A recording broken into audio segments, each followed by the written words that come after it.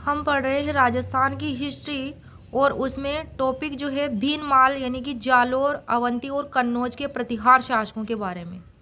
भीनमाल, जालोर के प्रतिहार शासकों के बारे में। भीनमाल की इस शाखा को रघुवंशी प्रतिहार शाखा भी कहते हैं। कौन सी शाखा? भीनमाल जालोर की शाखा। इसमें सबसे पहले आ जाता है नागभट्ट प्रथम, जिसका शासनकाल 730 से 760 ईस्वी तक था। नागभट्ट प्रथम का नागभट्ट प्रथम जालोर के गुर्जर प्रतिहारों का संस्थापक कहा जाता है। नागभट्ट प्रथम को नागावलोक और उसके दरबार को नागावलोक दरबार कहते हैं। किसको कहते हैं? नागावलोक। तो ये उपाधि थी नागभट्ट प्रथम की, इम्पोर्टेंट है। और इसने भीनमाल को चावड़ों से जीता था। किसने जीता था? भीनमाल को चावड़ों से नागभट्ट प्रथम ने। भीनमाल, हेनसांग ने इसे पीलोमोलो कहा है। किसको कहा? हेनसांग ने पीलोमोलो भीनमाल को। और भीनमाल को अपनी राजधानी बनाया था नागभट्ट प्रथम ने।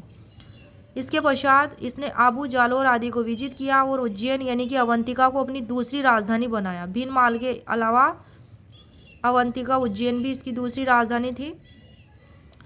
डॉक्टर दशरथ शर्मा ने नागभट्ट की राजधानी जालोर बताई है।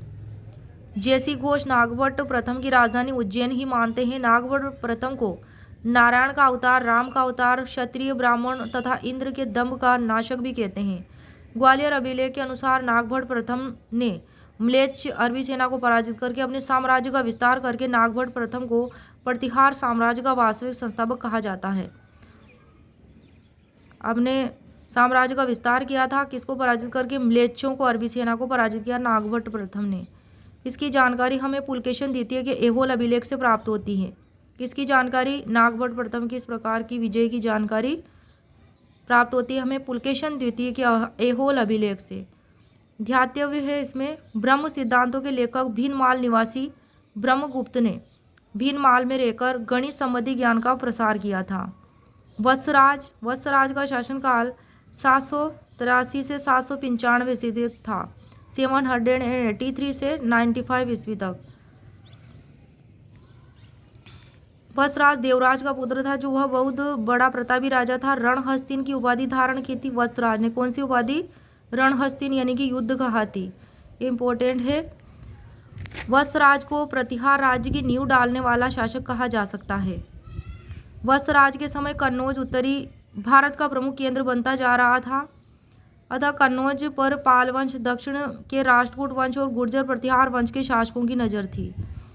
गुर्जर प्रतिहार, पाल एवं राष्ट्रकूट शासन में केंद्रीय राजतंत्र शासन था, जो शासन को सुविधा की दृष्टि से प्रांतों में बांटा गया था, जिसका अधिकारी राजस्थानीय राजपुरुष कहलाता था। कन्नौज को लेकर उक्त तीनों राजवंशों में संघर्ष हुआ, जिसे त्रिकोणीय त्रिदलीय संघर्ष कहते हैं, जिसमें राजपूताना के गुर्जर प्रतिहार वंश के शासकों ने भाग लिया। 647 ईस्वी के लगभग कन्नौज के शासक हर्षवर्धन की मृत्यु के बाद कन्नौज का शासन लड़खड़ा गया। वत्सराज ने इसका फायदा उठाते हुए कन्नौज पर आक्रमण कर वहां के शासक इंद्रायुध को पराजित किया। किसको पराजित किया? कन्नौज के शासक इंद्रायुध को, और कन्नौज को अपने अधिकार में कर लिया। यह बात पाल वंश के शासक धर्मपाल को पसंद नहीं आई और उसने वत्सराज को पराजित करने के लिए वत्सराज पर आक्रमण कर दिया और मुंगेर यानी कि मुदगगिरी युद्ध में वत्सराज प्रतिहार विजयी हुआ। कौन से युद्ध में विजयी हुआ? वत्सराज मुंगेर के युद्ध में। वत्सराज की बढ़ती हुई शक्ति को देखकर दक्षिण के राष्ट्रकूट वंश के शासक ध्रुव प्रथम ने जालोर पर आक्रमण किया। इसके शासन पर, इसके राज्य पर आक्रमण किया। किसके? वत्सराज के राज्य पर आक्रमण किया। फिर किसने किया? राष्ट्रकूट वंश के शासक ध्रुव प्रथम ने किया। दक्षिण भारत के राष्ट्रकूट शासक ध्रुव प्रथम ने जालोर पर आक्रमण किया। इस युद्ध में वत्सराज की पराजय तथा ध्रुव प्रथम की विजय हुई। कौन जीता इस युद्ध में? तो इस युद्ध में जीता दक्षिण का राष्ट्रकूट शासक ध्रुव प्रथम। प्रतिहार एवं पाल शासकों पर अपनी विजय की खुशी में ध्रुव ने गंगा और यमुना के चिन्हों को राष्ट्रकूट कुल चिन्ह में सम्मिलित किया। वत्सराज के समय 778 ईस्वी में उद्योधन सूरी द्वारा कुलयमाला ग्रंथ की रचना की गई। इम्पोर्टेंट है। किसके समय में की गई? वत्सराज के समय में। भीनमाल जालोर के प्रतिहार शासक के समय, वत्सराज के समय 778 ईस्वी में उद्योधन सूरी द्वारा कुलयमाला ग्रंथ की रचना की गई। जिनसेन सूरी द्वारा 781 ईस्वी में हरिवंश पुराण की रचना की गई। वसराज शिव मत का अनुयायी था, शिव धर्म को मानता था। वसराज ने ओसियां जोधपुर में एक सरोवर तथा महावीर स्वामी का एक मंदिर बनवाया जो पश्चिम भारत का प्राचीनतम जैन मंदिर माना जाता है।